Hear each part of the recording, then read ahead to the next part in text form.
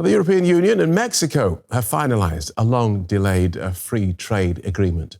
Both sides are aiming to reduce their dependence on the United States and partially avoid Donald Trump's import tariffs. Trade between them was valued at 86 billion euros last year. DW's Rosie Burchard reports from Brussels.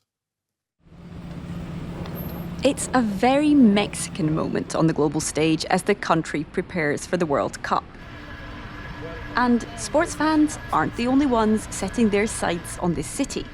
Europe's top brass has also come knocking, planning to seal a deal that's part of Brussels' broader mission. You have seen how actively we've been pursuing our trade diversification agenda as part of the overall objective of ensuring greater independence of the EU in the various fronts, demonstrated in several recent agreements on trade, be it with Mercosur, be it with India, and with others, and now also with Mexico. The upgraded EU-Mexico pact should make exports and investment simpler on both sides. Good news for EU food and drink makers. But for Europe, it's the geopolitics at play that really count here. The EU wants to show it can still make friends and make multilateralism work in the face of US pressure on the bloc. Mexico's Claudia Sheinbaum may have a thing or two to teach Europe about taking on Trump. She joined a meeting of progressive leaders in Spain earlier this year, widely billed as a bid to counter MAGA influence. And she's clashed with Trump publicly in the past as an outspoken critic of US actions in Venezuela. We condemn any intervention and are guided by the Constitution. This goes beyond just Maduro's presidency. It has to do with international politics, international laws.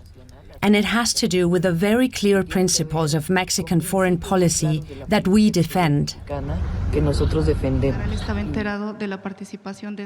now Sheinbaum finds herself facing another balancing act. She's dealing with a domestic scandal around US intelligence operations in the country.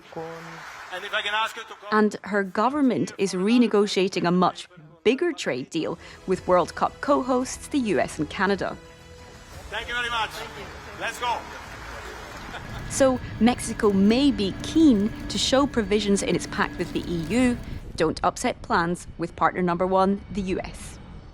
All right, let's get more from journalist Irene Banos Ruiz, who joins us from Mexico City. Welcome, Irene. We're talking about two linked agreements signed today that update a previous deal. Just talk us through what was signed and why it matters. Yes, so these two agreements are actually two parts of the same big agreement, a major update from the already existing agreement signed in the 2000s. That agreement signed in 2000 was already a major agreement between Latin America and the European Union.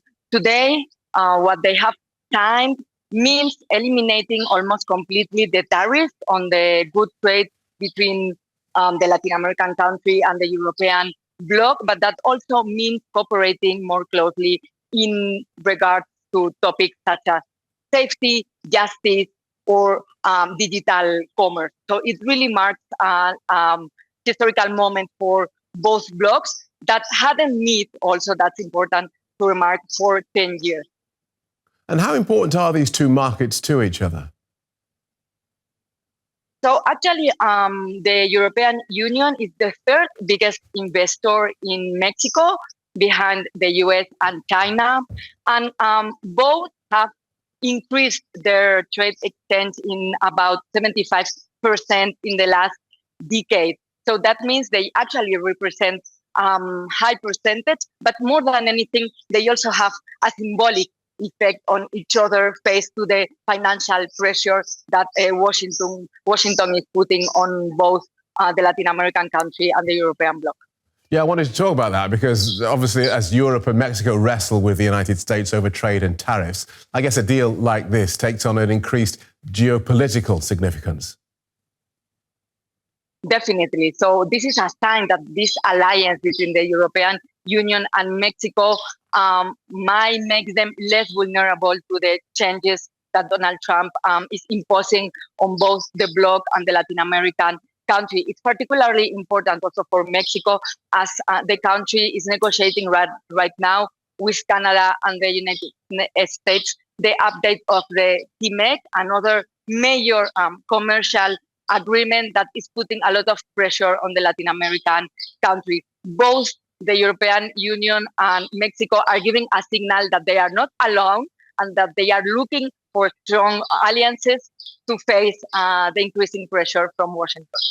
Interestingly, this deal includes binding commitments on labour rights, environmental standards and climate action, all of which seem to be anathema to the Trump administration.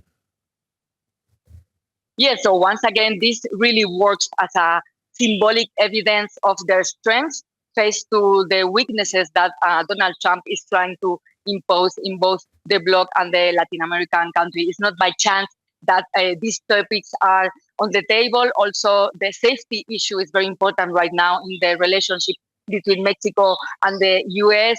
The U.S. attacking constantly the Latin American country, accusing of being a narco state. So it's important that they both show this strength in topics such as safety and justice, but also in other ways, like the finding of raw critical materials, which we know is right now very important for both the European Union and Mexico. Also, not only in relation to the US, but also to other competitors such as China. Right. And so we talked about how this removes trade tariffs between Mexico and the European Union. So everyone gets a great big deal. When or do consumers, whether in Mexico or the European Union, will we feel any benefit from this deal? Yes, so the idea is that both the products coming from the European Union to Mexico or the Mexican products coming to the European Union will have more accessible prices. Also, the companies that are working transnationally among the countries will be able to have a quicker access and more privilege faced to other countries. That might impact some of the goods, particularly the agricultural goods. They are also working in other measures, such as controlling the import and the export that are able to come from one country to the other. That would mean definitely an improvement for both businesses in the European Union and Mexico, and then also benefit consumers going into this product. So when does this deal come into effect? Well, they are signing it right now. Actually, beside me in a room here, we have Ursula von der Leyen and Sheinbaum signing it right now. Now it needs still to be approved or ratified by the Mexican Senate and by the 27 members of the European Union. One part of it still is the interim report. That's one of the two parts we were mentioning before, and that can already move forward without a further approval, so that this agreement can already be implemented and be felt without waiting so much all the structural and administration process. Okay, thank you for that. Journalist Irene Banos Ruiz in Mexico City.